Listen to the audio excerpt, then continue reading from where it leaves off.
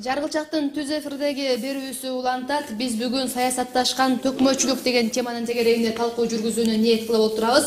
Студиябызга коноктор дагы келип калышты. Тааныштырып өтөйүн. Эл ырчысы СТВ тобунун жетекчиси Төкмө Акын агайыбыз, Алы Туткучев жана Эл ырчысы СТВ тобунун солисти Турдукан Сарбанова эжекелерибиз. Кош келипсиздер. Кош көрдүк, кош болдук. Ошко кош келипсиздер. Рахмат, кош келдик. Башкы биринчи суроону баштайлы да агай. Чындыгында азыр Ош аймагындагы коомчулукта бир жакшы кызуу талкуу болуп атат. Ушул Алы Туткучев баштаган бир атайын топ келип концерт коет экен депчи. Ушул келип аткан концертиңиздер тууралуу, Ошко келген сапарыңыздар тууралуу азын улак маалымат берсеңиздер. Чоң рахмат. Биринчиден саламдашып алалы, амандашып алалы, урматтуу Ош шаарынын тургундары жана коноктору. Жалпыңарга биздин Борбордон келген өнөрпоздордун атынан ысык салам. Ал эми бизде улуттук филармонияга караштуу Эл ырчысы СТВ деген фольклордук топ бар. Ал топ 86 жылдан бери иштеп келе жатат. Бул топту СТВ Турсуналиев жетектеген, андан кийин Тууганбай Абдиев жетектеген. Учурда 2-3 жылдан бери ошол топту мен жетектейм. Бизде жалпысынан 12 киши иштейбиз. Быйылкы жыл ыйман, адеп жана маданият жылы болгондуктан ушул жылдын алкагында биз Ордолу Ошко өзүбүздүн элге арнаган буга чейинки даярдаган 3 жаңы концертибиз бар. Ошол концертибизди тартуулайлы деп келдик. Себеби биздин бул концерттерибиздин коомго пайдасы өтө көбүрөөк. Катардагы концерттерде кайсыл артисттин колу бош болсо ошол келип чыга калып ырдап коюп кетип калып аткан болсо, биздин бул концерт баштан аяк бир композицияны түзгөн жана бир ойду бере алган, темасы кайсыл болсо ошол теманын тегерегинде ар бир айтылган сөздө жана ар бир айтылган ырында тарбиялык мааниси терең болгон концерт. Демек быйылкы жылыбызга төп келет. Керек болсо биздин ушул концертибиздин ичинен бир концертибизди өткөндө февралдын ичинде өкмөттөн атайын комиссия түзүлүп келип филармонияда бердик, текшерилип быйылкы жылдын планына киргизилген концерт. Ошон үчүн мындай жакшы нерсени, жакшы саамалыкты биз эл журтубузга жеткирели. Бут сунуп борбордо жата берсек жата берет экенбиз. Бирок элди аралап биз элдин ырчылары болгондон кийин өнөрүбүздү элге тартуулап келели деген ой менен келдик. 15, 16, 17 март күнү драм театрда болот Ошто. Бирок 3 күнү 3 башка концерт болот. Бирин-бири кайталабаган. Анткени башка учурларда бир концертти 3 жолу койгон болсо, биздин бул өзгөчөлүгүбүз 3 жолу 3 башка концерт болот. Негизде канча мындай бир жалаң эле акындарбы же арасында башка өнөрдү аркалагандагы мындай бир өнөр адамдары барбы? Темалар кандай? Мисалы мага таашмак болуп турат. 3 күн 3 башка кандай Өзгөчөлүктөр менен. Өзгөчөлүк кандай концерт болду экен? Чоң рахмат, жакшы суроо бердиңиз. Туура, сиз айткандай көп адамдарга табышмак болот. Себеби бизде бул топто 2 гана акын иштейбиз. Амантай Кутманалиев жана мен. Калгандарыбыздын бардыгы комузу менен, кыягы менен, ошол эле кыргызга кандай аспап тиешелүү болсо, бардык музыкалык аспаптарда эркин ойной алган балдарыбыз бар. Ошолордун бардыгы бириктирип, булар артист, актер эмес, бирок актер болушат эл үчүн, жер үчүн. Биздин биринчи концертибиз 15 мартта бериле турган. Бирик кыргыз, бириккенде байрагың бийик кыргыз деген темада болот. Манас атабыздын доорунан ушул күнгө чейин бөлүнүү темасы, биримдик темасы өтө актуалдуу экен. Анан биз ойлондук, келгиле. Биздин концерт катардагы бир концерт болуп калбасын. Адамдарга пайда алып келсин. Эгерде бир адамдын башы ооруп аткан болсо, ага мезим бериштин кереги жок. Ага биз цитрамон бериш керек. Дал ошол сыяктуу биздин коомдун кайсыл жери ооруп аткан болсо, ошол жерге шифа боло турган концерт берели деп, ушул теманы козгоп туруп, Бирик кыргыз деген концертти берип атабыз. Экинчи концертибиз 16 март күнү боло турган концертибиз Ааламдан кең апа сенин бешигиң. Кээде заманаң тарылып, дүйнөгө батпай, кандай улуусуң жалгыздык деп бир философтун жазганын окудум эле. канча көп адамдардын арасында жүрсөң дагы баары бир башыңа бир жалгыздык келип адам жалгызсырайт. Эч жерге батпай, эч кимге жакпай турган учуруңда дагы энеңдин кучагы сен үчүн кенен болот. Ааламга батпай жатсаң, ааламдан дагы кең кучагы менен апаң тосуп алат. Демек, апанын кадырын, эненин баркын билели. Ата эне деген биздин ыйыгыбыз. Ата энени сыйлай алсак бейишибиз, ата энени кордосок андай кейишибиз болот. Бир туугандын баркын билели. Алар бизди кичинекейинде кандай кыйналып баккан болсо, алар карыганда келгиле, биз да ошондой бөпөлөйлү. Ааламды эркектер оңдойбуз деп ойлошот. Чындыгында ааламды аял заты оңдошот. Эмнеге? Анткени ааламды оңдош үчүн инсандарды тарбиялаш керек. Инсандарды бул эне тарбиялайт. Өзүңө эне издебей, өзүңө бала издебей, эне изде балдарга. Эне бул университет балдарын таалим алганга. Эгер энелерибиз жакшы болсо, анда балдарыбыз жакшы болот. Балдарыбыз жакшы болсо, мамлекет сөзсүз өнүгөт. Келгиле, кыздарыбызды челиноқ кылып, чет элге иштетип коюп, өзүбүз борбордо бут сунуп жатканыбыз туура эмес. Бир учурда кече Алимбек Татканын уулу Камчыбек агабыз, Камчыбек атабыз аялынын чачын душмандар кыркып койгондугу үчүн, аялынын чачы үчүн өзүнүн жанын кыйып дарга сылып бербеди беле. Бүгүн болсо биздин камчыбектер эмне кылып атасыңар? Кыздарыбызды челиноқ кылып чет элге иштетип коюп, алардын салган акчасы менен өзүбүз тойлоп жүрөбүзбү? Келгиле ойгонолу деп, мындай элге чакырык таштап, мындай патриоттук сезимди ойгото тургандай концерт. Ал эми 3-чү концертибиз болсо, оңдош үчүн ааламды, оңдош керек адамды. Анткени адам оңолсо, пейил түзөлсө, аалам өзү эле оңолот. Ар бир инсан ааламды оңдогусу келет экен, бирок эч ким ошол оңолууну өзүнөн баштагысы келбейт экен. Келгиле биз өзүбүздөн баштайлы. Биз бирөөдү шыбайт экенбиз, жамандайт экенбиз. Жакшы бир ийгилигин көрсөк, ушул жакшы иш кылып атат деп тирүүсүндө айтпай, сөздү аяп, кызганып жүрүп, качан анын көзү өтүп кеткенден кийин жакшы киши болчу дейт экенбиз. Ал кеч болуп калат экен. Келгиле адамдардын көзү тирүү кезинде жакшыны жакшы деп жакшы сөз айта алалы. Анткени коомдун булганыч экенин баарыбыз билебиз. Ошондой булганыштын ичинен жакшы нерсени көрө билүү жакшы адамдардын гана колунан келет. Жакшы адамдар гана жакшы көз менен көрүп, жакшы сөз менен сүйлөй алат. Келгиле бири-бирибизге жакшы сөз айтышалы деп ушул темалардын тегерегинде концерт коебуз. Рахмат. Эми эжекебиз тууралуу бир аз маалымат сурайлы да, ошол концерттин маңызын, маанисин агайыбыз айтып өттү. Эми ошол статистик катары азынаак сүрөттөп берсеңиздер, ал жерде айтыш болобу, же бир сахналык көрүнүштөрдү тартуулайсыздарбы, эмнени тартуулайсыздар? Мына телекөрүүчүлөрдү бир бүйүрүн кызытып коюңуздар да. Буюрса алдыда бизде театрлаштырылган концерт деп айтсак болот. Бул жалаң эле ыр эмес, жалаң эле көө эмес, ошол элдин көйгөйүн ошо сахнада аткарып дагы элге көрсөтүп бергенге аракет кылабыз да көбүнчө. Кудай буюрса ал концертибиз элге жетет деп ойлойм. Кудай буюрса. Мен азыр жалпы телекөрүүчүлөрдүн ушул мезгили келгенде ырдатып калайлы деп атам да, замандаштар. Мына ушул биз алдыда 15-16 март күндөрү Ош улуттук драма театрында боло турган концерттен бир үзүндү катары дагы кабыл алсак болот. Бир талантыңыздарга күбө болуп программабызды башталсак, Кыздын ырк чачы бул, Турдукан. Анда эмесе баягы чымчыксыз сойсо да казап же сойсун деп коет эмес. Мен ырдап берип турайын. Кулайке сүйлөп. Элдик чыгармалардан аткарып берейин, Бал жакшы деген чыгарманы.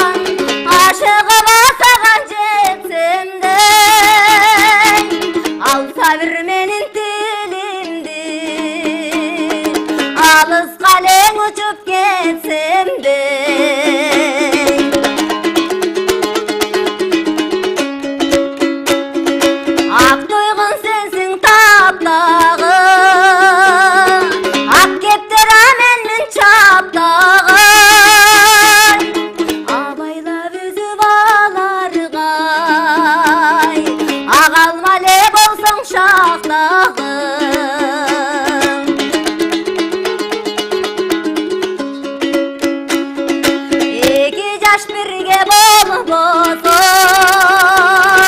эригип күндөр өтөбү эриктин ушул турмуштай эркелеп ажыргап өтөлү эриктин ушул турмуштай эркелеп ажыргап өтөлү. Азаматсыз береке, үнүңүзгө береке, талантыңызга береке. Кудай буйруса, концертке келе турган теле көрүүчүлөрүбүз кайдыгер калбайт экен, бул башталышы деп турайлы. Алдыда бир аябай кызыктырып атышат, барып көрүп келбесек болбойт. Эми айтсаңыз агайым, айрыкча Ош шаарына үзгүлтүксүз эле ушул ырчылар келип турат, куудулдар келип турат, концерт берип турушат да. Анан айрым учурларда алардын залдын жарымы толбой калган учурлары бар, айрымдары чындыгына аншлаг менен өтөт. Сиздердин концертиңиздер бир топ мындай мааниси жарагандан тереңдей сезилип атат. Анан дагы эмнеси менен өзгөчөлөнөт ошол жөнөкөй концерттерден. Анан негизи мына ушундай адамды бир ойлонууга түртө турган иш-чаралардын чындыгында аз кездештиребиз. Сиздерди мисалы Ош шаарына биринчи жолу келип отурасыздар. Канчалык деңгээлде коом ушуга муктаж, дагы эмне кандай кадамдар таштасак болот? Рахмат. Бул нерсеге биздин коом азыр өтө муктаж. Эмнеге? Өзүңөр көрдүңөр. Буга чейин биздин мамлекеттин башынан ар кандай кайгылуу күндөр өттү, окуялар болду. Ошондой учурда элди токтотуп калууга президент жок эле өлкөдө. Премьер-министрди таппай калганбыз. Депутаттардан эч ким жок болчу. Көчөдө милиция дагы, ГАИ дагы жок калган. Карапайым калк кайда бараарын билбей, канчалаган адамдардан айрылып, эмне кылаарын билбей, ичиндеги күйүтүн көксөөсүн кантип чыгараарын билбей калган учурда бир гана элди токтоткон дин адамдары жана маданият кызматкерлери болду. Ырын айтып, манасын айтып, күүсүн чертип, элдин көкүрөгүндөгү көксөөсүн ошону менен чыгарып токтотту. Демек, элдин караңгылап турган учурда кармана турган үмүтү ушул адамдар экен. Демек, элдер ушул адамдарды сыйлайт экен, ушул адамдардын сөзүн угат экен. Андай болсо, биз өзүбүздүн чындыгыбызды сөзсүз түрдө элге жеткиришибиз керек. Өзүңөр байкап көрсөңүздөр, бүтүндөй өнүкпөгөн коомдордо саясатчылар популярдуу. Ал эми өнүккөн коомдордо маданият кызматкерлери популярдуу. Эмне үчүн? Өнүкпөгөн өлкөлөр курсакты тойгузуунун камын көрүп, саясатчыларды ээрчип, ошолордун тегерегинде биртке акча болуп калабы, башка болуп калабы, же бийлик болуп калабы деп жүгүрүшөт. Ал эми өнүккөн өлкөлөр ашказаным тойду. Ашказанымдын жанында рух казаным бар. Мен рух казанды тойгузушум керек деп жан дүйнөгө көп басым жасагандыктан алар маданият кызматкерлерине көп басым жасашат. Каалап барып театрлардан концерттерди көрүшөт. Же болбосо ошо сахналаштырган спектакльдерди көрүшөт. Демек, бүгүнкү күндө биздин мамлекетибиз кедей болгону менен Кудайга шүгүр биздин элибиз бай. Биздин элибиз айдап жүргөн джиптерди, жол тандабас чоң-чоң машиналарды Европанын өнүккөн өлкөлөрүнөн биз көрө албайбыз. Демек, бул бизге берилип аткан мүмкүнчүлүкпү?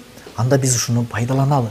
Элибиздин курсагы тойду, эми жан дүйнөсүн толтуралы, жан дүйнөсүн байыталы. Маданиятсыз эл болбойт. Маданияты бай эл бардык жагынан бай болот. Биз дүйнөгө башка эч нерсебиз менен мактана албайт экенбиз. Бир гана маданият менен мактана алышыбыз мүмкүн. Демек, келгиле, дүйнөгө кыргыздар чыры менен эмес, ыры менен, согушу менен эмес, комузу менен таанылсын. Биз ушул жагынан элге салым кошолу деп, атайын бул нерсени уюштуруп олтурабыз. Ооба, куудулдардын концерти болор, башка концерттер болор. Ар бир концерт өзүнүн пайдасын алып келет элге. Пайдасы жок деп эч качан айтпайбыз. Бизде байланыш бар экен, кабылдайлы. Урматтуу телекөрүүчү, куш келипсиз. Биз сизди угуп атабыз, сүйлөсөңүз болот. Урматтуу Ош Төрүм телеканалынын биринчиден телеканалдын жамаатын ыраазычылык билдиргим келет. Телекөрүүчү катары мен өзү биз эфирге бир аз кечирээк аралашып калдым окшойт. Жаргычак берүүсүнөн азыр көрүп отурабыз. Ал инимди көрүп, бул ырчылууду көрүп, кубанып сүйүнүп атабыз. Рахмат. Ушинтип баягы элдин сагынычын бир жаза турганда мезгил келип окшойт. жанагындай жеңил желпи эстрадалык ырчылардан мына ушундай бир иманга, адепке, маданиятка чакыра турган нерсе келди окшойт. Жыл менен бул нерсе кандай бир үндөшүп турган сөз. Ал эми менин суроом, айттым го сөз башында ошо кечирээк аралашып калдым деп. Кимдер, кайсы ырчылар менен келдиңер? Эл ырчысы СТВтин тобу келет деген бир аз кабарым бар болчу. Мен өзүм бул жерде азыр командировкада жүргөндөн улам айтып жаткандыгым, дагы бир кыскача айтып кетсеңер канча күн болосуңар, топтун курамында кимдер барсыңар. Анан мен ушудан пайдаланып дагы бир жакшы нерсени айткым келет. Ушундай келип аткан биздин нукура элдик таланттарды дагы биздин жергиликтүү аткамдерлер колдоп жатсак болду экен. Болбосо жаңыдан эле чыккан анча-мынча бир эстрадарчы кыздарыбызга эле гүл көтөрүп, конвертин көтөрүп жүргөн бир далай жетекчилерди көрүп жүрөбүз. Анан мындай нерсеге дагы бир жетекчилер дагы бир көңүл буруп койсо жакшы болот деген ойду айткым келет. Рахмат, сурооңуз түшүнүктүү. Рахмат. Рахмат байланышка. Чоң рахмат сиздин сурооңузга жана жакшы тилектериңиз үчүн. Сиз кандай кубанычта болсоңуз, биз дагы ошондой кубанычтабыз байкеси. Ал эми бийликтин ээси бул чоңдор эмес, аткаминерлер эмес, карапайым эл деп түшүнөм. Демек, Оштун эли бизди тосуп алса, демек ошол эл бизди тосуп алды, бийлик бизди тосуп алды, аткаминерлер бизди тосуп алды деп биз түшүнөбүз. Анан биз эч нерсеге таарынбайбыз. Себеби турмушта биздин максатыбыз өтө алыста. Ал максатыбызга жетиш үчүн чуркашыбыз керек. Убакыт болсо тар, өмүр болсо кыска. Кимдир бирөөлөр менен таарынышып, кимдир бирөөлөр менен акыйлашып олтурууга биздин убактыбыз жок. Демек биз эч кимге таарынууга акыбыз жок. Карапайым калк келип туруп ошол жерде алакан чаап, коштоп, аббали деп сүрөп турса, биздин төбөбүз көккө жетип, Бишкекке чейин жөө кетсек дагы бактылуу болгон боюнча кетебиз. Чоң рахмат. Мына ушундай урматтуу эле көрүүчүлөр. Концерттин жүрүшү боюнча мен сиздерге сунуштайт элем. Ош Бирим телеканалынан тынымсыз мына ушу концерттин кандай темада кайсы күндөрү болот маалымат кетип атат. Биз азыр келген конокторубузду көбүрөөк сүйлөтүп, көбүрөөк маалымат алууга ниет кылып атабыз. Андыктан кайрадан дагы байланышты кабыл алайлы дагы жооп берүүгө аракет кылайлы. Урматтуу теле көрүүчү, сизди угуп жатабыз. Алло. Кош келипсиз. Угатабыз сизди. Алло. Угатабыз, сүйлөп бериңиз. Assalamu alaikum. Алейкум салам. Мен алып кушка мындай кабыл айтып коеюн дедим эле. Сиздин жанагы көз карашыңыз, элге айткан жанагы өрүбүз менен, чүрүбүз менен эмес, өрүбүз менен жанагы биздин өзүбүздүн жакшынакай бир келиздер менен таанылмайлы деп кыздын пелин көтөргөн үчүн ошону колдоп коеюн деп айтып коеюн деп калдым эле. Рахмат. Көпчүлөрдү көрөбүз алып. Сиздин ырдаган ырларыңызды, денеңизди аябай сыйлайбыз сиздичи. Ушул пелиңизден, ушул ырларыңыздан, ушул көз карашыңыздан тайбаңыз эч качан. Рахмат. Сизди колдойбуз.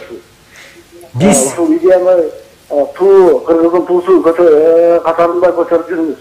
Сизди колдоп жүрөбүз. чоң рахмат. Биз сиздер үчүн ырдайбыз деп келдик. Келгиле, ырдашабыз, сырдашабыз, маңдай тескей отуруп диалог курабыз байкелер. Рахмат. Алагай мен маекти бир аз бургум келип турат. Биз жанатан бери теле көрүүчүлөрдү аябай эфирдин баардыгы жардама менен өтүп кетпесин. Менин суроом мындай болуп турат да, негизинде акыркы учурларда айтыш фонду деп мына сиз жетектеген топ атайы өзүңүздөр менен өзүңүздөр болуп баягы элге чыгып атасыздар да, бирок мамлекеттен кандай бир көмөк болуп атат, кандайдыр бир финансылык жардам болуп атат. Негизинде абал кандай азыр? Рахмат. Төкмөчүлөрдүн. Мага көп кишилер ушинтип суроо беришет. Силер акын болуп жүрөсүңөр, мамлекет силерди кандай колдоп атат депчи. Бирок мен ошол кишилердин өздөрүнө суроо бергим келет да. А мамлекет биздин акындык өнөрдү колдогонго же бизди колдогонго меценатпы же мамлекет милдеттүүбү? Жок. Мамлекетибиз өзү азыр ушул учурда колдоого муктаж. Комада жатат. Биз мамлекеттен жардам күтпөй, тескерисинче биз мамлекетибизге жардам берели. Мамлекет мага эмне кылып койду эмес, мен мамлекетке эмне кылып койдум. Келгиле, ар бирибиз көп түкүрсө көл болот, көл толкуса сел болот дейт кыргызда. Ар бирибиз кол кабыш кылсак мамлекетти бат эле оңой алабыз. Биздин мамлекет эң бай мамлекет. Анткени канча жылдардан бери биздин атка минерлерибиз тоноп келатат, жеп келатат. Ошондо дагы түгөнбөгөн мамлекет, демек бул бай мамлекет деп билем. Бирок азыр кичине алысырап турат. Биз жардам берип коелу, жөлөп таяп коелу. Эртең мамлекет бизди канатына калкалайт. Мен ушундай түшүнөт элем. Демек сиздин сурооңуздан биз ушундай түшүнсөк болобу? Сиздин жообуңуздан деги. Демек сиздер өзүңүздөр демиле келип, бардык чыгашаларды өзүңүздөр ушундай бүтүрүп атасыздарбы же элдерге кандайдыр бир деңгээлде фактылык бир маалымат керек болот да? Бул мамлекеттик деңгээлде көтөрүлгөн саясатпы же Алы Туткучев өзү жетектеп туруп, өзү бир демилгени көтөрүп туруп анан ушуну алып келди экен деген бир суроо болушу мүмкүн. Бул концертибизде быйылкы жыл ыйман адеп маданият жылы болгондуктан бул 3 концертибиздин бир концертин өкмөттөн комиссия түзүлүп, атайын текшерүүдөн өткөрүп, жактырышып, быйылкы жылдын планына киргизип атышат. Кабыл алышты. Бүтүндөй республикага ушул концертиңерди силер жеткиришиңер керек экен. Анткени силердин концертиңер ыйман адеп маданият жылына туп-туура төп келет экен деп колдоп беришти. Бирок алардын колдогону, андан бары ал ишке ашканы көп убакытты талап кылат экен. Жай башталып кетсе, каникул башталып кетет. Андан кийин күз болуп кетсе, жыйын терин болуп кетет. Анда келгиле, биз мамлекетти күтүп олтура бербейли. Тескерисинче биз жардам берели деп, өз чөнтөгүбүз менен ар бирибиз чөнтөгүбүздөн акча чыгарып, чогултуп, анча-мынча жардам берген биздин спонсорлорубуз бар. Аларга дагы рахмат айта кетели. Ошентип олтуруп, бул жерге өзүбүздүн чөнтөк менен келдик. Эми бул жерде менин айтайын деген негизги оюмду айта кетейин. Биздин келген максатыбыз акча табуу максат эмес. Биз элдин көкүрөгүнө үрөөн себеп келели деп. Жаз келгенде эле митинг менен чыр баштайбыз. Келгиле, жазды чыр менен тоспойлу, ыр менен тосолу деп келдик. Анткени биз 15 киши келдик. 15 киши жатаканабыз, жол киребиз самолетко, тамак ашыбыз, ошондойлорду эсептеп келгенде 15 киши биз бул концерттерден пайда эмес, тескерисинче чыгаша менен кетишибиз мүмкүн. Бирок ага да кайылмын. Жана башында айтпадымбы? Бишкек, Оштон Бишкекке чейин жөө кетсек дагы ыраазыбыз депчи. Жетет бизге. Замандаштар, азыр бизде жарнама күтүп атат. Жарнаманы кабыл алыңыздар. Биз жанатан бери Марат экөөбүз сиздерге айтып аттык эле, төкмөлчүлүктүн саясатташып кеткендиги деп, анан булар эмне үчүн келип концертте сүйлөшүп атат дебеңиздер. Жарнамадан кийин биз аны төкмөлчүлүктүн саясатташышы тууралуу кеп кылабыз. Андыктан биздин алыстабай туруңуздар.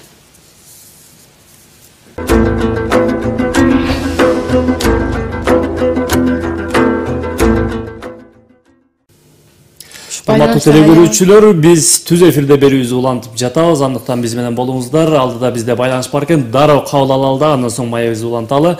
Алло, саламатсызбы? Биз сизди угатабыз. Алло.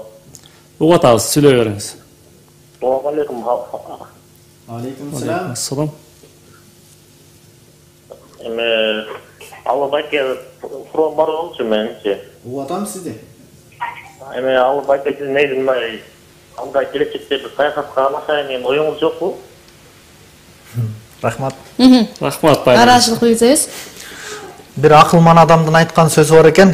Саясат менен колбасанын эмнеден жасаларын билгениңерде эч кимиңер жолобойт элеңер депчи. Саясатка баргандар ашып кетсе 5 жыл депутат болот экен, же 3 жыл министр болот экен. Анан 3 жылдан кийин, 5 жылдан кийин алардын креслосунда, мандатында тартып алып коет экен. А менин акындыгымды эч ким тартып албайт. Комузумду тартып алышы мүмкүн, бирок добушумду тартып ала албайт эч ким.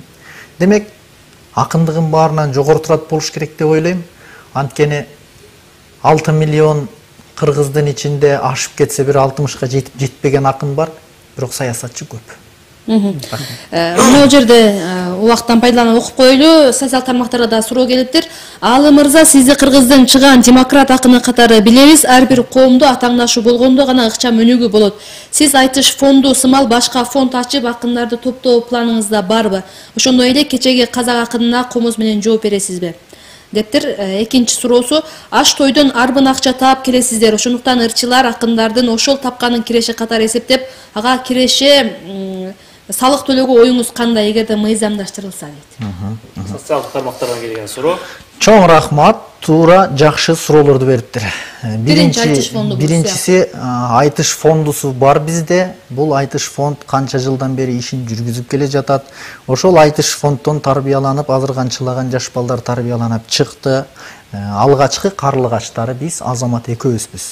Айтыш фонд иш жүргүзүп аткан кезде жанына кошо айтыш фонд түзүштүн мындай айтканда кажети деле жок, албетте. Иш жүрүп атат, ишин жүргүзүп атат. Бирок ар бир адам чоңойгондон кийин өзүнүн моюнуна жүктөлгөн жоопкерчилик жана өзүнүн тарта турган артында араба жүгү болот.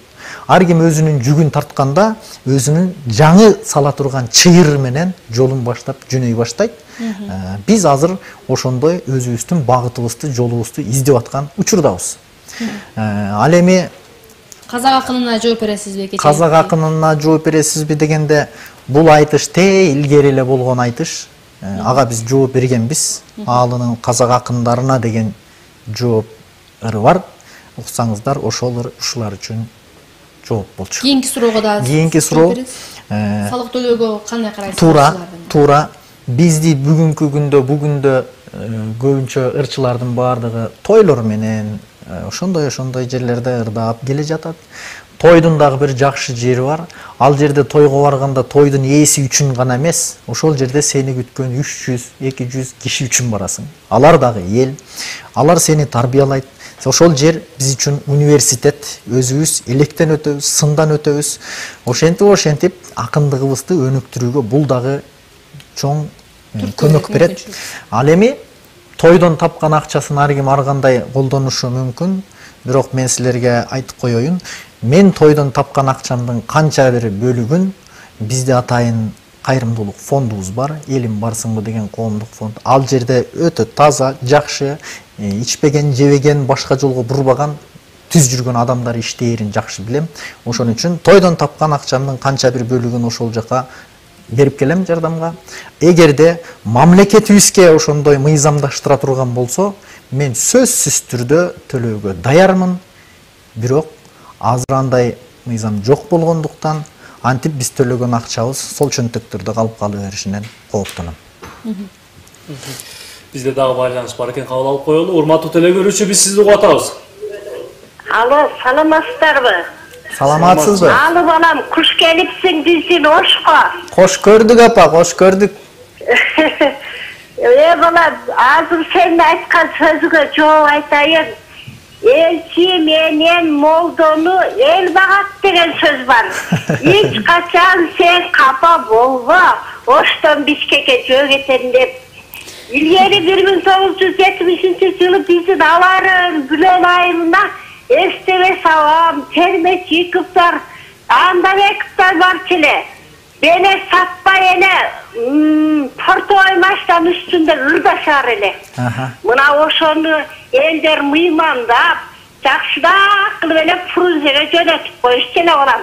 Эч кыжалат болбойт, сени эл колдойт. Рахмат. Чоң рахмат апа, чоң рахмат. Бул сөзүңүз бизди көккө жеткирип койду. Мындай сөздөн кийин биз жери менен баспай эле учуп кетебиз капталыбызга канат бүтүп. Рахмат. Эми агай жанатан бери биз төкмөлүгөнөр саясатташып кетти деп талкуу сөз кеп кылып атабыз да. Илгери төкмө акындар бир улуттун дейбизби, кыргыздын же казактын же бир уруунун намысы болуп келген да. Кайсы бир беттештерде төкмөсүн алдыга чыгарып, ушул намысын коргоп келген учурлар болгон. Азыркы учурда төкмө акындардын орду кандай деңгээлде? Рахмат. Бир учурда Чыңгыз Айтматов атабыздын айтканы, жазганы бар экен. Ошону азыр коомдо көп талкуулап калышат. Төкмөлүк өнөр Ысмайыл Борончиевтер менен токтойт, мындан ары ал солгундайт депчи. Ошондо чикем жаңылыптыр деп айтып калышат. Чикең жаңылыптыр, азыр мынаки толтура төкмө акындар чыкты деп калышат. Жок, мен андай эсептебейм. Чикем жаңылган эмес. Чыңгыз атабыз туура айткан. Себеби Ысмайыл Борончиевке чейин төкмөлүк өнөр ушунчалык популярдуу болчу. Эмне үчүн? Анткени ал кезде интернет жок эле. Гезит, журнал, азыркыдай радио, телевидение жок эле. Ошол кезде ММКлардын ролун, массалык маалымат каражаттарынын ролун төкмакындар ойногон. Bir айылдан уккан жаңылыкты экинчи айылга төкмакындар жеткирген. Ошон үчүн алар коомдун агартуучулары болушкан. Өзү сары көзгө орус келет, узун чөптүн баарысын оруп келет деп, карапайым калк билелек кезде күн мурунтан маалыматты алып туруп ошол элге жеткирген бу дагы төкмакындар болгон. Бүгүнкү күндө мынаудай техниканын, мынаудай мүмкүнчүлүктүн өсүшү менен төкмакындар өзүнүн ордун жогото баштады. Анткени төкмакындардын ролун журналисттер тартып алып койду. Мындайча айтканда массалык маалымат каражаттары тартып алып койду. Төкмакындардан азыр эл ырыкканда маалымат угуу үчүн эмес, жөн гана көңүл ачуу үчүн гана угуп калды. А илгери көңүлдү ачуу үчүн жана маалыматты дагы угуу үчүн төкмакындарды угушкан болсо, бүгүн бир гана көңүл ачуу үчүн угуп калды. Демек Чыңгыз атабыздын айткан сөзүнүн дал келип аткандыгысы мен ушул деп билем. Тарыхтагыдай деңгээлин жогото баштады. Бирок бүгүнкү күндө тилибиздин баалуулугу сакталбай жоголуп бара жаткан кезде, тескерисинче биздин тилибиз менен биз кыргыз тил, кыргыз сөзүбүз менен чоң шаарларды кура алабыз. Керек болсо сөзгө жыга билип, сөзгө жыгыла билген улуу элбиз деп тилдин баалуулуктарын сактап турууда, кыргыздын улуу бартуу насил мурастарын сактап турууда төкмакындардын ролу өтө чоң. Бизде байланыш бар экен. Урматтуу теле көрүүчү, биз сизди угуп жатабыз. Сурооңузду бериңиз. Саламатсыздарбы? Саламатсыз эжеке. Куш келипсиз. Кош Ошко, Ордол Ош шаарыбызга. Рахмат. Мен ушул Ош шаарынан болом. Атым Асылкан. Ушул Алысыкка чыктым. Анан ушу Жеңишбек, Элмирбек, Аттуу акындарыбыз өтө сыйлап, ушунчалык сыймыктануу менен угуп келебиз. Менин апам Турдукан рамалык жакында өтүп кетти. Азыр мына 40 күн деле боло элек.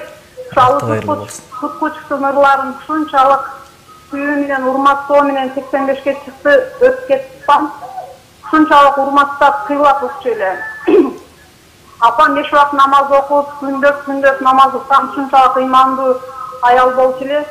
Бир гана ушул молдолордун маселе жакшы ыймандуу сөздөрүн укчу эле, анан 5 убакыт намазын окучу эле, тасбih тартып, зикир тартып, анан бир гана ушул алып туткучтун дискин алып келип бергиле деп, ушул туткучтун дистерин алып келип берип, ушунун ыйман ырларын, ушулардын айтыш ырларын угуп түшүп, апам ушунчалык урматтап, сыйлап өттү. Ошон үчүн сиздерге айтарым, ылайым өмүрүңүз узун болсун, алып туткучуп дайыма эл үчүн ырдап, элибиздин духун, рухун көтөрүп, ыйманын көтөрүп, дайыма биздин кечимибизде бар болуңуздар. Ырларыңызды ушунчалык сүйүп, урматтап угабыз.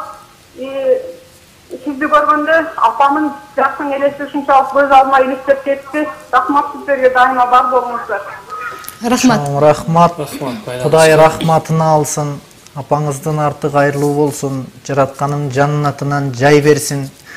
Эгерде мен кандайдыр бир ийгиликтерге жетишип жаткан болсом, аны мен өзүмдүн кыйындыгымдан деп сезбеймин.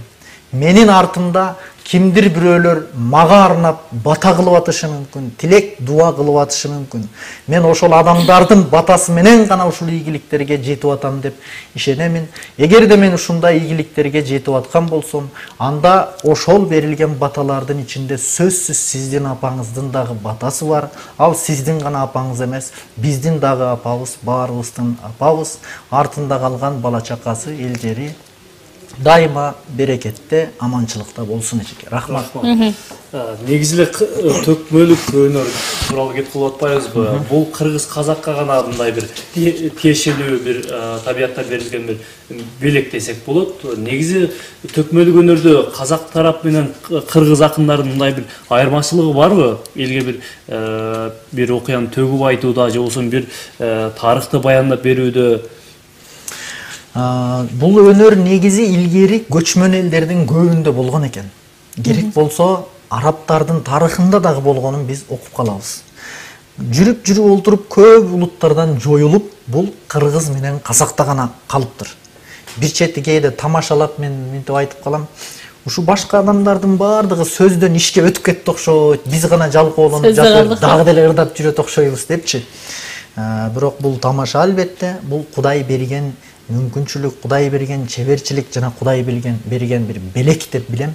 Анткени сөз менен куюлуштуруп, ырдамак тургай, кээде кара сөз менен сүйлөгөндө сөз таппай кыйналып калабыз, андай учурлар болот. Ал эми казак кыргыз акындарынын ортосундагы айырмачылык, силер байкайсыңарбы? Адамдын жашаган жери шарты кандай болсо, мүнөз дагы жана ыр дагы ошондой болот.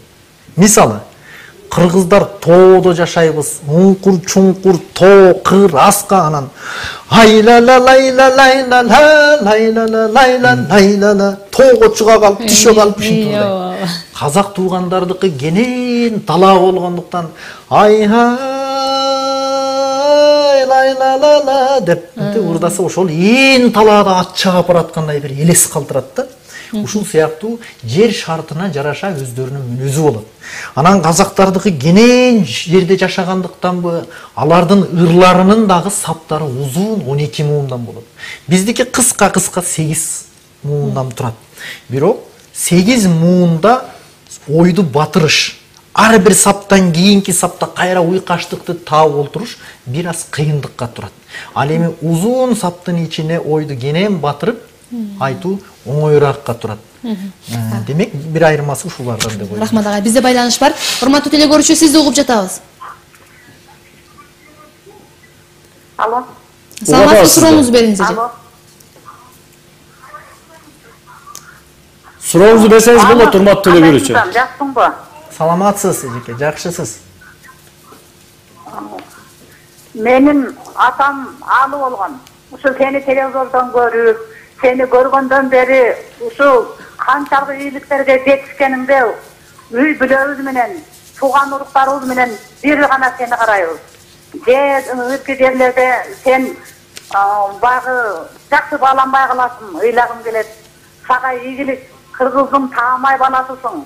Сени келки жого жактан көтөрүлбөй калсаң дагы эл көтөрөт. Сени биз сыйлайбыз, сен менен урматтап сыйлайбыз.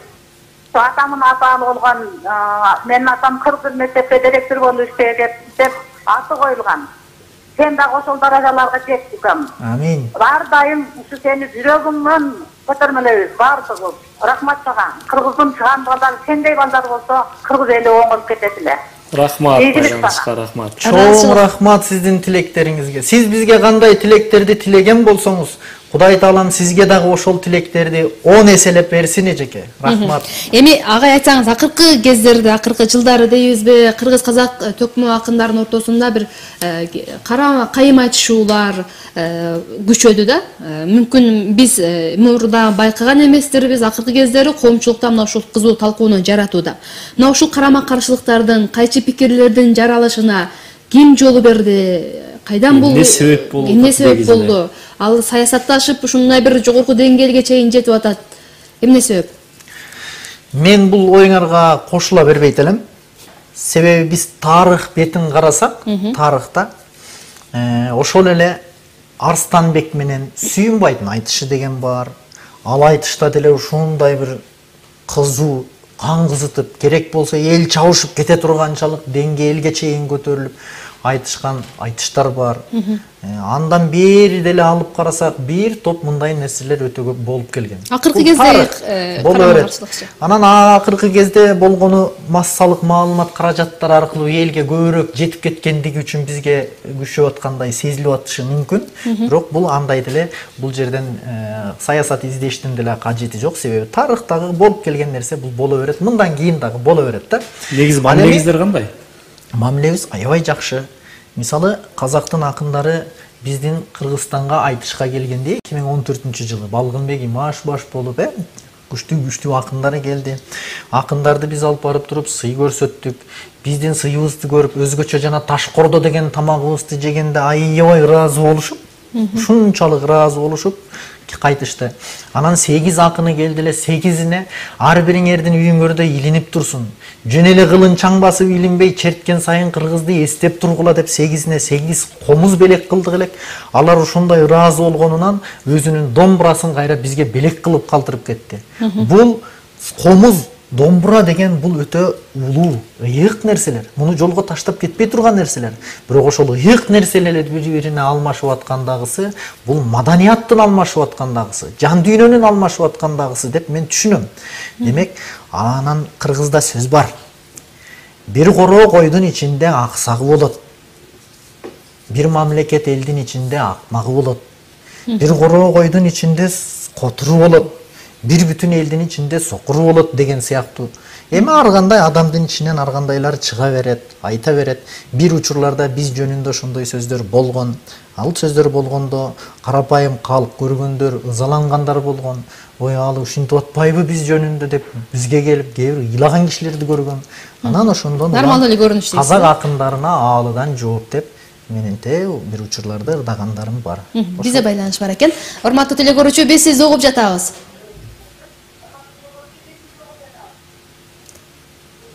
Алло, байланыш барбы? Саламатсыздарбы?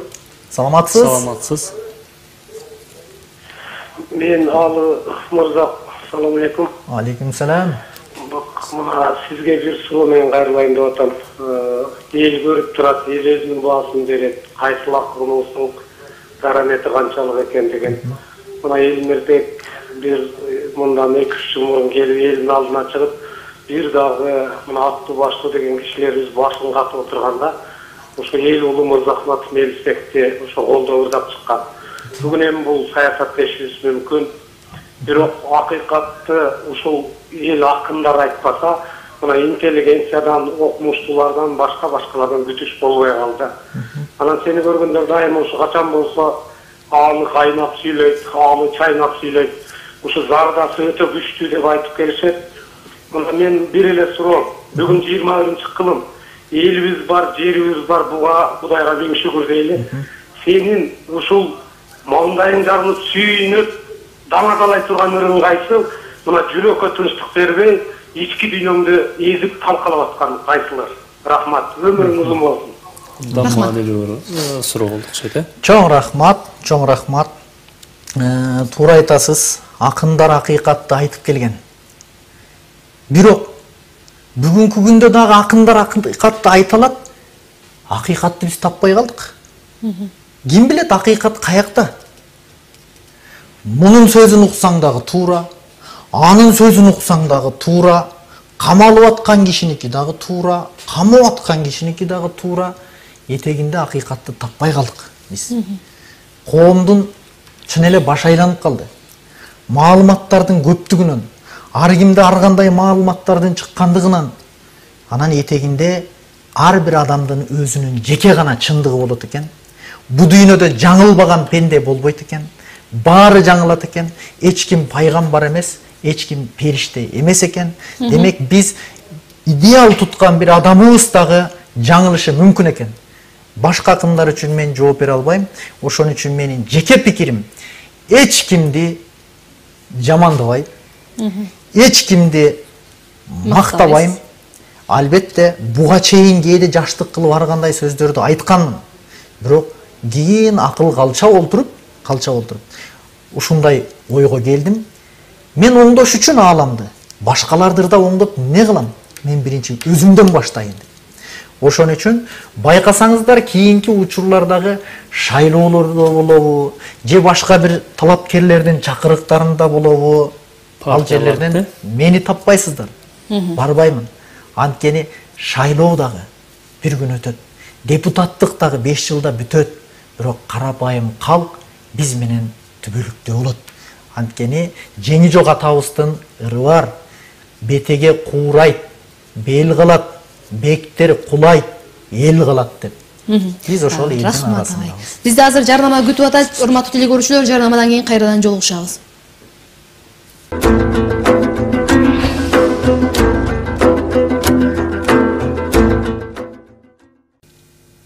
Замандаштар, биз берүүбүздү улантабыз. Экран алдында телефондор бар. Эгерде сурооңуздар боло турган болсо, биз сиздерди күтүп атабыз. Суроо берсеңиздер болот. Ага, айтсаңыз, эми азыр сиз айтып өттүңүз да, казак-кыргыздын мамилебиз жакшы депчи. Бирок айтыш учурунда, айтыштан кийин мен сиздин жеке интервьюңузду уктум да. Россияга Федерациясына киргизбей коюшту. Барсам аэропорттон кайрадан өзүң айырмалап ал, түшүнүп ал деп кетирип беришти деп. Коңшу Казакстан менен ушундай болгон экен. Коңшу Казакстанда боюнча да маалыматтар бар, бирок сиз өзүңүз интервью бербепсиз ал тууралуучу. Ушул Россия Федерациясынан баштайлы эмне үчүн киргизбептир? Сиз териштирдиңизби андан кийин? Россияга жетиш үчүн Казакстан аркылуу өтүш керек да. Ошон үчүн мен Казакстандан биринчи айтайын. Казакстанга андай деген кеп жок. Андай болгон деле эмес. Бирок менин ал жакта жумушум болбогондуктан мен өзүм барып көргөн эмесмин ал жака. Балким ачык эле болушу мүмкүн. Болгону элдин арасында ошондой сөз бар экен. Аны өзүм угуп туруп, ошондой бекен деп кайра өзүмдөн таң калып сурап калам. Ал эми мындан канча 4 жыл болот го быйыл. 4 жыл мурун Москвага баргам. Аэропорттон тосуп, 2 милиция кайра алып келип туруп, 1,5 саат камап, анан Бишкекке кайра учурду.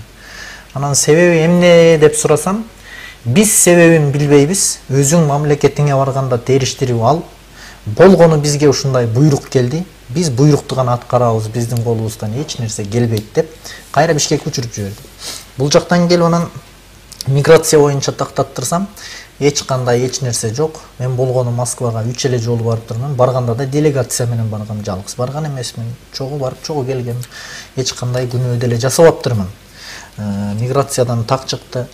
Милициядан жөнөттүк. Тактатсак, ал жактан дагы так чыкты. Бирок СНБ аркылуу тактатсам болмок. Ага менин күчүм жеткен жок. Аны караткан жокмун. Болгону 5 жыл кирбей койсом кутуламбы деп койдум, 4 жыл өтүп кетти. Бирок мен Казакстанга кайрадан кайтып келгим келип атат да, агай. Сиз айтып атпайсызбы? Бар элек мен Казакстанга ишим жок болгон үчүн барган жокмун депчи. Бирок буга чейин айтышка барып жүргөнсүздөр, айтышып жүргөнсүздөр казак акындары менен. Эмне үчүн анда акыркы учурларда ушул Казакстанга сиздердин барбай калышыңыздар, алардын чакырбай калышын кантип түшүнүшүбүз керек? Кайсы бир нерсе бар дегенде ой бар да. Себеп болушу мүмкүн да деп ошол сиз айткан эл ичинде деле мындай бир суроо көп болот да. Жок, андай деле себеп жок. Буга чейин бир жолу барган экенмин Урал калаасына 2006 жылы. Анда барып туруп, анда дагы 3-чү орунду алып келгенбиз. Андан кийин барып Астанага айтышка бардык 2014 жылбы, 15 жылбы. Андан кийин дагы кээде чакырыктар болуп калат. Мынакей баса кече эле жакында чалышты. Бизди чакырышты. Чымкент тарапка болуш керек эле. Бирок биз Ошко сапар алып чыгып бараткандыгыбызга байланыштуу бара албайбыз дедик. Анткени Ноорузга карата айтыш уюштуруп жатышкан экен. Балким башка акындар барып келип болуш керек. Андай маселе деле жок. Бул темага мындай бир тактык киргизип алып окшойт го дейм, кесиптеш экөөбүз. Негизи илгертен бери мындай акындарды бөлүп карап, элдик акын же болбосо мындай бир акындарыбыз өздөрү деле той аштарда ырдагандар болгон, мындай бир сиз айткандай мактабай, тескерисинче мындай бир акыйкатты ырдаган акындарыбыз болгон. Негизи азыр акындарды ушундай бир бөлүп карасак болобу? Азыр мен ойлойм, акындар дагы көп нерсени түшүндү, өстү, өнүктү. Мурда сен карасың, мен сарымын, сенин мурдуң чоң, сен семизсиң, мен арыкмын деген теманын тегерегинде ырдаган болсо, азыр акындарыбыз башка деңгээлде ырдап калды. Демек, бул акындардын өнүккөнүнүн, өскөндүгүнүн далили. Ал эми бүгүнкү күндө антип деле бөлүп кароого болбойт акындарды. Илгери байманаттарды ырдаган болчу, той топурду ырдаган болчу деп калабыз. Илгери тойдон башка концерт болгон эмес да өзү. Анда филармония жок болсо, драма театры жок болсо, тойдон башка каякта ырдайт. Бүгүнкү күндө деле бизде ошондой эле күн болуп калды. Анан бирок бир нерсенин айырмасын билгиле. Мактоо жана каалоо тилек айтуу деген экөөнүн айырмасы бар. Эгерде мен кимдир бирөөнү, көрүнүшүң манастай, көкүрөгүң таластай, сен арыстансың, жолборссуң деп ырдап атсам, анда бул мактоо болот. Карандай мактоо болот. Жок, эгерде мен кимдир бирөөнү, ден соолукта бол, өмүрлүү бол, урук тукумуң көп болсун, балдарың баатыр шери болсун деп ырдап атсам, анда бул каалоо тилек айтуу болот. Менимче каалоо тилектин эч кимге зыяны жок болуш керек. Биз колдон келишинче бири-бирибизге каалоо тилекти көбүрөөк айтышыбыз керек. Биз азыр тойлорго барган учурда биз каалоо тилек айтабыз. Сизге шайлоолорго чыккан болсок анда мактуу айтмакпыз. Сизге каалоо тилек айтайын деп дагы бир тилек көрүүчү келип калыптыр. Биз сизди угуп жатабыз, урматтуу тилек көрүүчү. Угуп жатабыз сизди. Алло. Угуп атабыз, сурооңузду берсеңиз болот. Менин Алейкум салам. Assalamualaikum. Senin bu tam aytkan sözlerimin açıkça çıkanların biz görüyoruz, daima görüyoruz. Sana rahmat, sana iyi gidip kalayım. Rahmat. Senin sorun için olsun, çarmıhçılığında daima aldırıcılığı ödeyim. Amin. Yani bu açıkça çıkanda bu Kırgız emes, Kazaklar dilem aytararsın. O şey bayağı ağlının çoğu degende bir üzüntü kanday ayttıralasın bu şey. Биз келген конок менен жакшы бир келишип алганбыз, урматтуу теле көрүүчүлөр. Биз эфирдин аягында ал агайга бир топ убакыт беребиз. Айтчу сөздөрдү сиздерден келген сунуштардын баардыгына жооп берет деп ишенип атабыз. Ал эми азыр сурооңузду берип жообубузду алып алайлы. Сиздерден кечирим сурайбыз. Ага айтсаңыз, эми төкмөчүлүк бул өнөр. Аны курчтуп туруш керек, айтып туруш керек. Жанагы орусча айтканда репетиция кылып туруш керек, багып туруш керек. Ошонун негизинде сиздер казактын акындары менен айтышып атасыздар десек да болот да, тажрыйбаны башып. Бирок ошол эле кезде мына ушул акындардын айткан сөздөрү, ошолордун тарыхка жанагы тийишип аткандыгы, же дагы бир нерселерге айтып аткандыгы эки улуттун бүтүндөй бир кыргызды, казакты жаман көрсөтүп, казакты кыргызды жаман көрсөткөн жөнөкөй адамдардын арасында ушундай түшүнүк пайда болуп калып атат да. Негизи акындардын саясатка канчалык деңгээлде киргенге болот, же болбосо кайсы бир нерселерди айтпай эле коюш керек деген сизде бир ой жокпу? Кантиш керек акындар? Эгерде ал акын колуна комуз албай, башындагы калпакты чечип, үстүндөгү саймалуу чепкенди чечип коюп туруп, костюм кийип, галстук кармап, анан колуна кагаз алып, көзүнө очки тагып туруп анан сүйлөсө, анда муну саясий өңүттөн карасак болот. А бул маданият. Бул маданиятты саясат менен чаташтырбай эле, маданият бул баарлашуу. Өнөр катары, өнөрдүн сынашы, жарышы, өнөрдүн сынагы, өнөрдүн күчүн сынашып атышат. Демек бул жерден андай нерсени караштын деле кажети жок болот менимче. Тарыхты айтканда, эмне үчүн казак кыргыз ортосунда тарыхты айтабыз да, биз башка жерлерде турсак тарыхты айтпайбыз. Анткени биздин тамырыбыз бир эл, тарыхыбыз бир эл. Ортобузду ала тоо гана бөлбөсө, башка эч ким бөлө албай турган, эч бир душман бөлө албай турган тарыхыбыз бир эл болгондуктан ошол тарыхыбызды айтуудайбыз. Мисалы мен эми башкалардын ырынан мисал келтиргеним туура эмес болот, өзүмдүн ырыман мисал келтирейин. Ошол казак акындарына аалыдан жооп дегенде. Казактан чыккан Бөлтүрүк Чеченди айтабызбы? Казактан чыккан Шакеримди айтабызбы? Же болбосо Жөжө акынды айтабызбы? Бардыгын айтсак, булар казак калкынын сүйкүмдүү, казак калкына эмгеги сиңген аттуу баштуу инсандары болгон. Ошолордун кыргыздар жөнүндө айткан жакшы ой пикирлерин мен айтып атам. Демек бул эки элдин ортосун ажыратууга эмес, тескерисинче бириктирүүгө кошкон салымым деп эсептейм. Ал жерде казакка жооп деп түшүнүшүп жүрүшү мүмкүн айрымдар. Казакка жооп эмес, казак акындарына жооп. Анткени ырымда казагым менин асылым, кардешим, боорум, жакыным, казакты жаман дей албайм, мен акынын айтып жатырмын деп атат да. Кыргыз жөнүндө кайсы акын туура эмес ырдап атса, эл аны тыйып койгула. Анткени акын кастыктыр дебайт, достуктур дайт деп.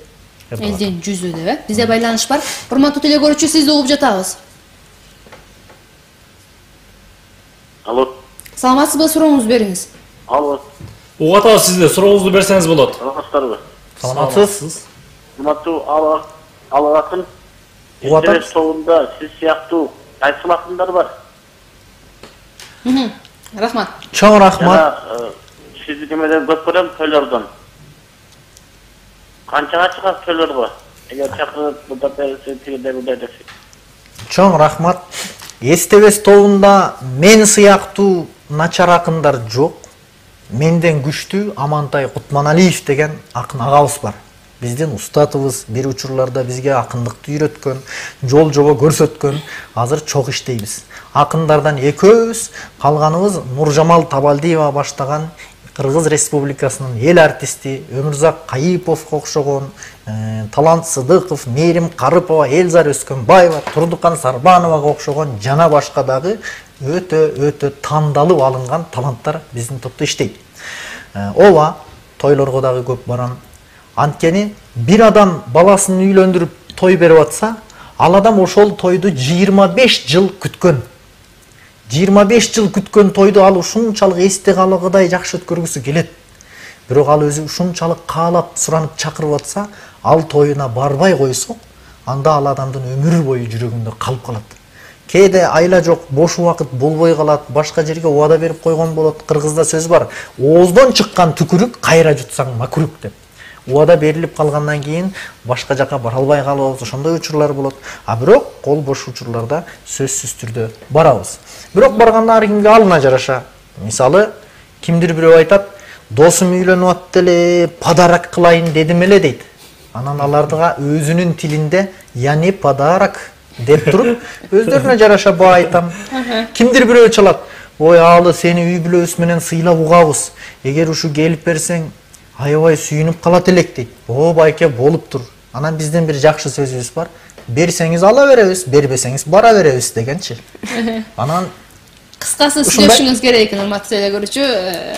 Ал эми дагы бир акыркы суроолорду берип калайлы да, бизге убакыт аягына чыгып баратат. Ушул сиздин айтыштыгыңызды карап отуруп, казак акындарынын арасында алар бир маалымат айткандан кийин тарыхты сен бурмалап атасың деген жооп берген учурларыңыз бар экен да. Ушул негизи ушул акындардын тарыхты канчалык деңгээлде бурмалап атышат, ошо өзүнүн элинин намысын коргош үчүн дейбизби, же ошол убактылуу бир жеңишке жетиш үчүн туура эмес маалыматты айтып койгон учурлар дагы болобу негизи? Болот. Бирок бул акындардын катасы эмес деп ойлойм. Бул тарыхты бурмалоо керек болсо тарыхчылардын өздөрүнүн. Ким кайсы уруудан болсо өзүнүн чоң аталары бай кылып, хан кылып, тектүү жердин баласы кылып, бурмалап, чоң атасын макташ үчүн кимдир бирөөнү жамандап, ушундай нерселерди жазып чыгара бергендиктен, акындар эмне колго тийген маалыматты алат, окуйт, анан ошону маалымат экен деп туруп айтышы мүмкүн. Мисалы, бул жерде көп талаштар бар. Каңтарбай менен Арстанбек менен Катагандын, Сүйүнбай менен Катагандын айтышы деген казактарда чоң тема бар.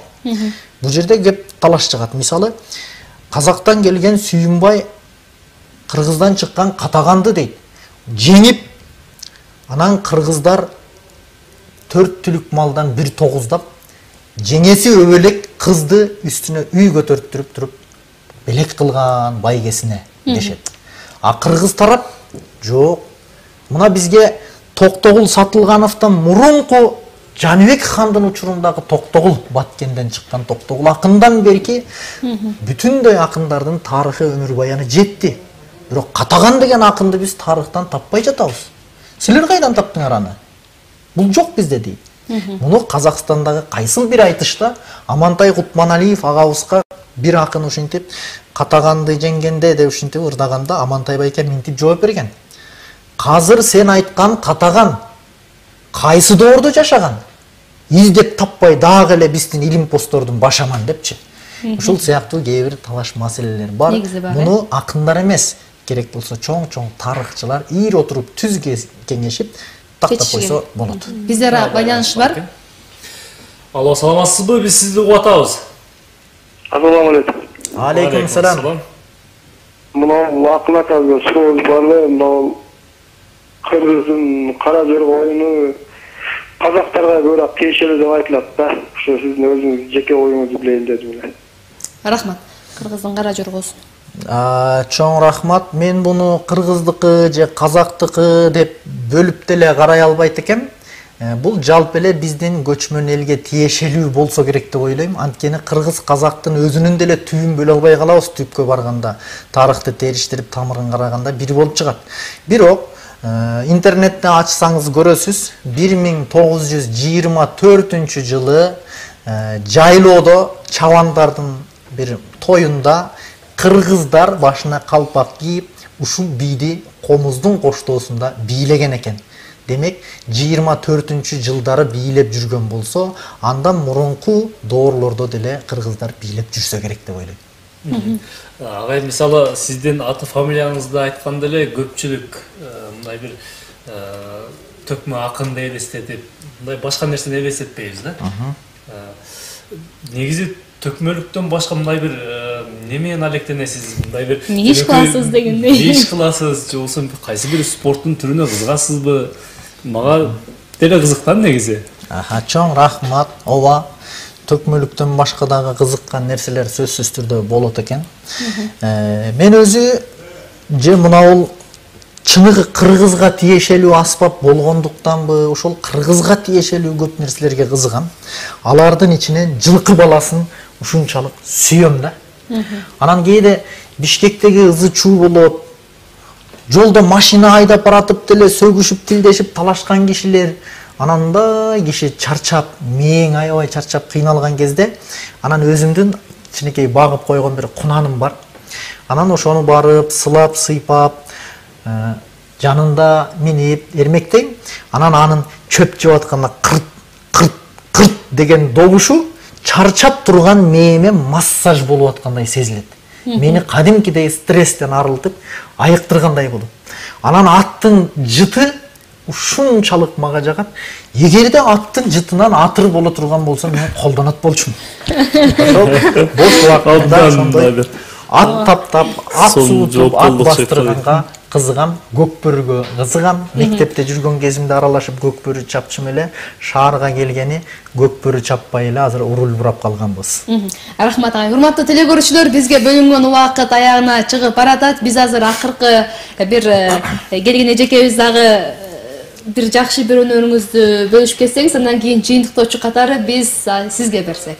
Жарайт. Эркин микрофон катары мындай берүүнүн акыркы бөлүгүн сиздерге арнап койдук. Ушул бириңиздер ырдап берсеңиздер, сиз алагай ушул акырында кошташып койсоңуз деле болот. Силер эркин деп коюп эле убакыт бүткөндө токтотуп коет экенсиз. Десек бизде дагы бир байланыш күтүп атат да, телекөрүүчүлөрдү жолго калтырсак болбойт, кабыл алып коелу. Урматтуу телекөрүүчү, биз сизди угуп жатабыз.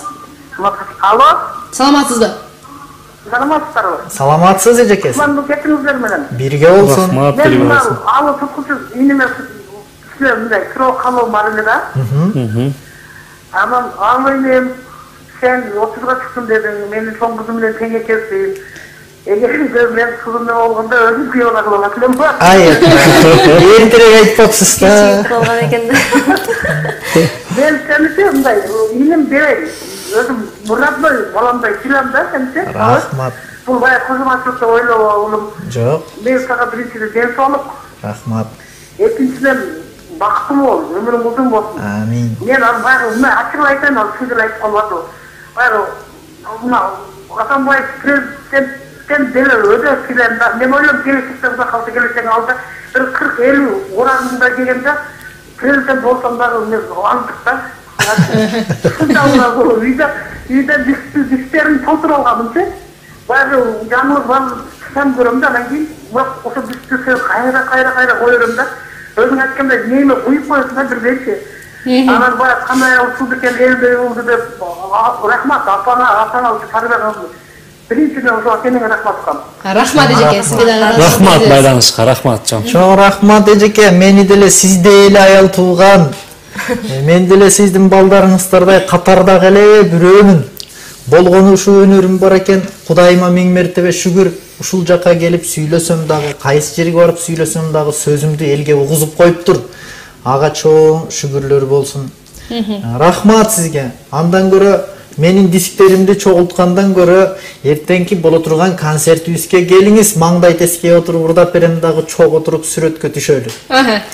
Замандаштар, азыр биз Турдукан Сарбанова эжекебиздин дагы жакшы бир чыгармага күбө болойлу, андан кийин аны туктушка кайрылса беребиз.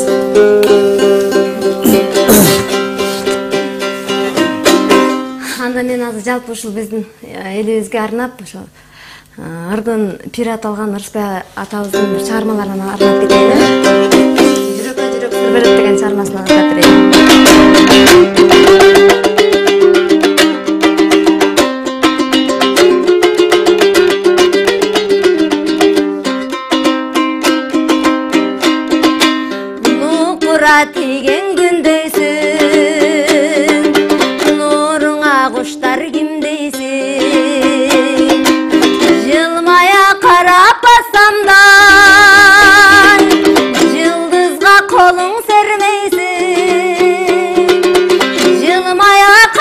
bassam da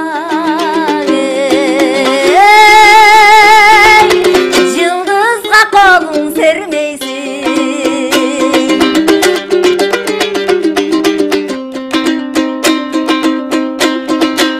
Aydarım soqqon jeldeysin, aylanıp nege geldeysin. Kılçaya qarap bassam da kılığım jigit bilbeysin. Kılçaya qarap bassam da kılığım jigit bilbeysin.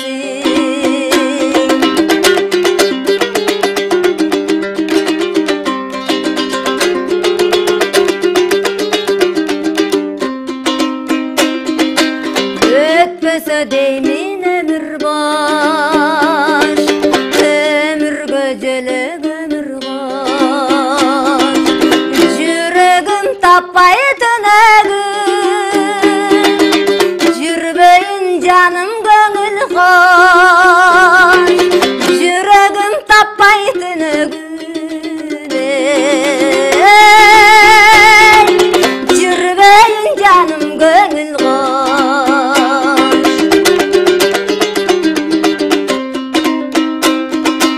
Adamga jarık nur gerek, ant dese burul jıl gerek.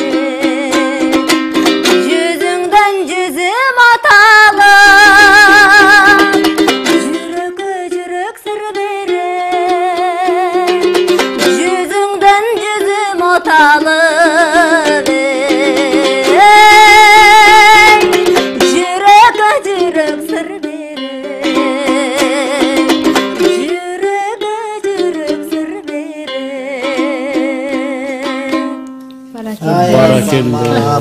Кол чабыңыз болбойт. Рахмат энеңизге береке.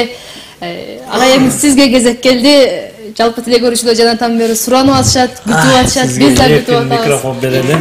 Рахмат. Эми силер бара берсеңер болот. Айтай берейин. Тамаша. Илгери бизде Шаршен Термечиков деген атабыз болгон, жана апабыз айтпадыбы үйгө Термечиковдор дагы келчү депчи. Ошол Шаршен Термечиков деген атабыз өзү куудул экен. Анын жанында акындыгы дагы бар экен. Анан хордо ырдачы экен, үнү аябай жоон болгон экен.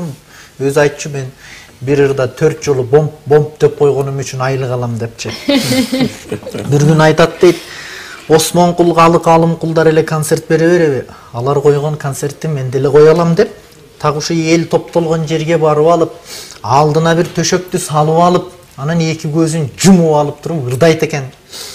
Ырдарыма келгенде, ырдап кое бергенде, ушундай катуу сабалайм, уккан элди таң калтып, уйкашына да карабайм дечү экен. Көрсө уйкашпай да калчу экен ырлары. Канча ырдаганын ким билет, ырдай берип, бир маалда көзүн ачып караса, элдин баары тарап кетип, бир эле кемпир калыптыр дейт. Ой, апа, эл баалабаса да сиз баалайт экенсиз. Ушу баалаганыңызга рахмат десе, кемпир айтат экен. Балам, ырыңа деле рахмат, алдыңдагы төшөк меники эле депчи. Ошол сыяктуу биз сүйлөй берип, анан элдин баары эфирден тарап кетип, оператор экөөбүз калбай, ырдап берейин,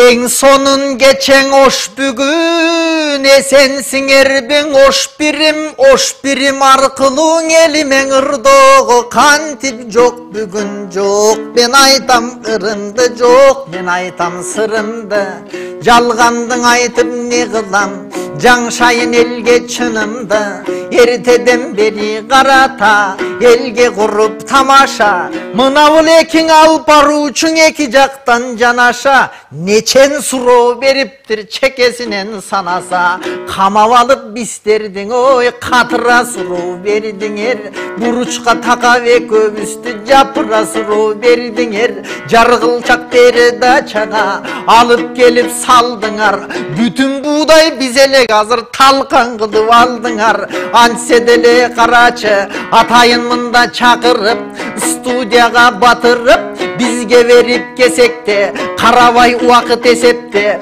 uakıtka uakıt Koşkonun arga rahmat Dağın 10 minöt el uqsun dep Soskonun argan rahmat Barın argan ırdaybız Irıvız aksın bulaktap Sol jagımda maratın Sonun balasın Bu turmuştan geç kaçan Kayrılbasın kanatın Ak dilegin ır menen azıra Kaytsın alakın Sendey bolgon jigittin emgegin elge jarasın Oң jagındı karasam Aylanayın genceken Köpçülüktün içinden Kuday bergen pendeken Janatan beri karata Asıl suronu Tandap turup berdiniz Jadırıp dalayın Arnap turup berdiniz Jönele berip jatkan jok oy Kalka jakkan suro dep siz kamdap turup berdiniz Görünüp turat albette sizdin akılduluk belginiz Mun aytıp atkan sebebim açığın aytıp beremin Adamdın akıldu ekenin aytkan joğunan elemes bergen surosunan da bilet degenin Kıskasın işin erge iyilik